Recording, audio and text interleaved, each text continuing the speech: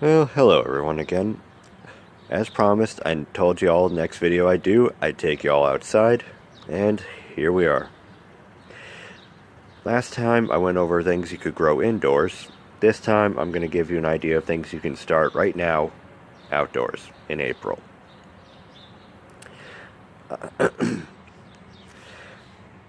As you can see, I've already got some of my planting done. Well, started.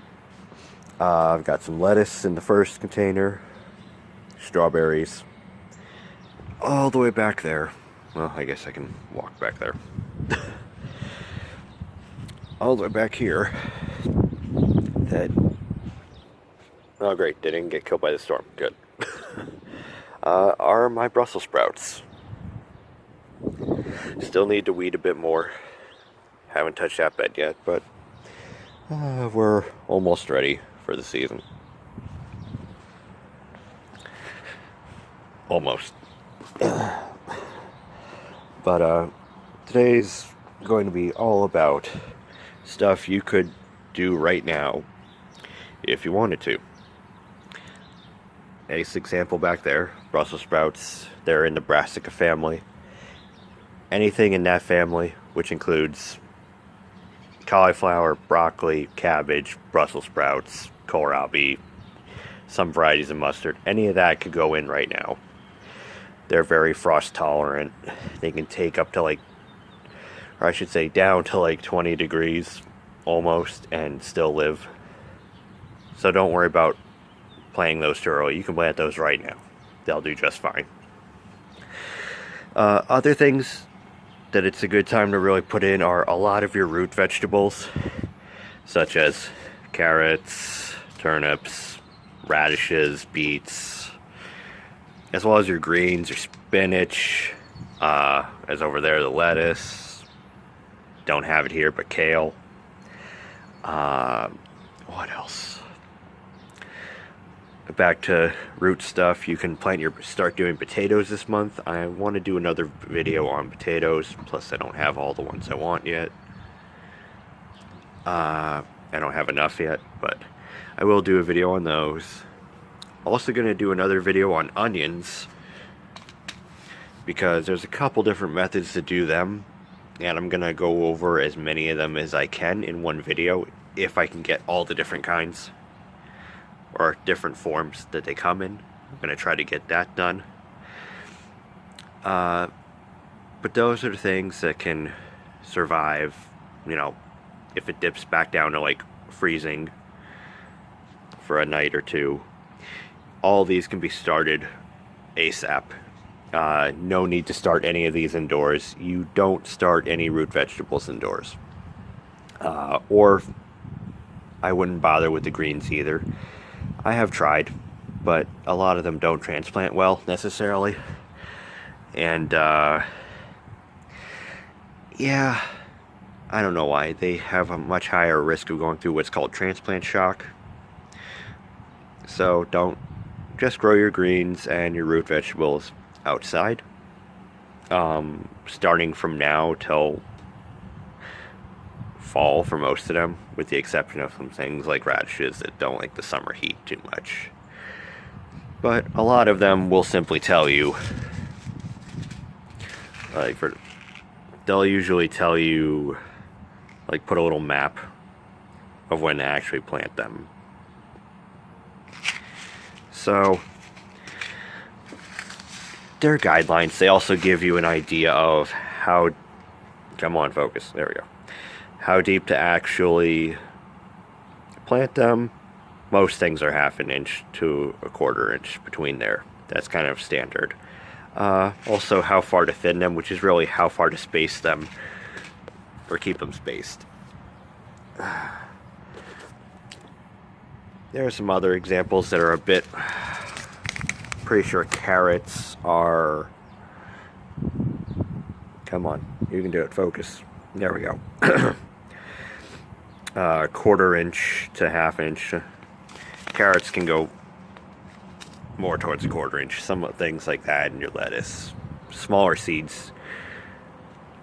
On the opposite trait, or on the opposite end, stuff like your squash, your cucumbers, anything in that cucurbit family, whatever it's called, those can actually go at least a half-inch deep.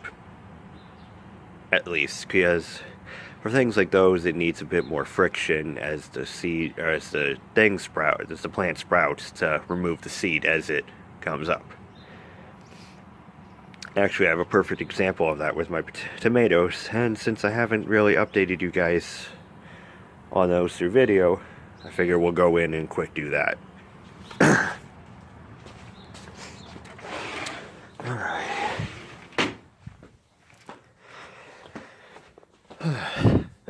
So for the most part, most of the pellets I planted have come up. All but one so far. And they're all doing pretty fine. I've been thinning, speaking of thinning, I've started to thin them out. Sorry if the light makes it hard to see, but alrighty. There we have my tomatoes.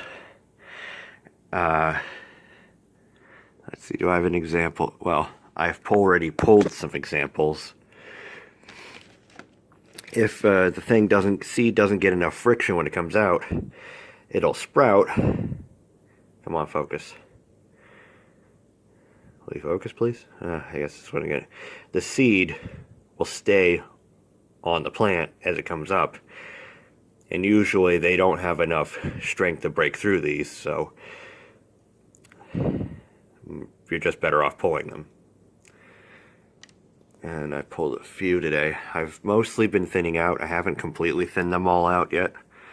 But ideally you're going to have like one to a pellet before I inevitably transplant them. And it might be a little hard to tell, but they're getting to the point where they're turning back to a very light brown like they originally were, which means it's time to water. You don't have to water X amount of days. Just wait, let it do its thing. Once it's back to the original color, and ideally before they start falling over, you water again. Trust me, you can kill them a lot easier with overwatering than underwatering. They'll manage. But yeah, so that's a little update on those. Like I said, I'll have another video or so planned for the potatoes, hopefully, and for the onions, if I can find more for the other ways to do them, the other forms they come in. But I think that's all I wanted to really go into too much from now. Mind the space. If you're getting them from a packet, mind that a lot of your information will be on the back of the packet. So for the most part, some of those are exaggerated. Well, for the most part, they're accurate. Some are exaggerated. Like, you don't have to keep some things this far apart. Some things you should, but it just depends. And there was probably more I was going to go into, but I kind of coming to a blank right now. But still wanted to get this video out because I promised it would come out this week, so I'm going to be holding myself to my word. And hope this taught you or gave you an idea of what to do, maybe made you want to plant some things. I don't know. I'm really just running out of words to say and filling for time. And also, guys, one thing I wanted to do is video. I did not want to make another 20-minute video. I got a little too long-winded with that. But, alrighty. Well, that's all for now. I'll catch you all next time. See ya.